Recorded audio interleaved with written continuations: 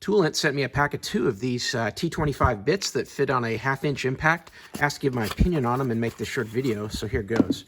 You're going to get 2 of these in this pack, and these have 1/2-inch drive, so you're able to put these on a large impact wrench. It's got a big base here. You've also got the hole for a pin if you're going to go through to retain. And this is a T25, so that's a Torx 25. These bits have that star pattern to them. Looks like that, which is useful for lots of things, like especially doing decking. If you're trying to pin down a deck, you're going to use a lot of those deck screws that have that star pattern like this. And this kind of drives great because you can use it on your impact. You get plenty of strength. So this thing will drive these in no problem.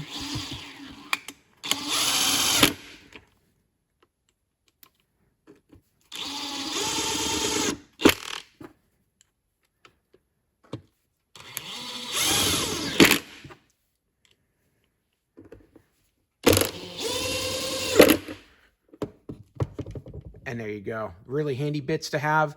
Nice to have them in this strong form factor. They're not going to be easy to lose because they're a lot larger, and they fit right on your impact wrench with no trouble at all.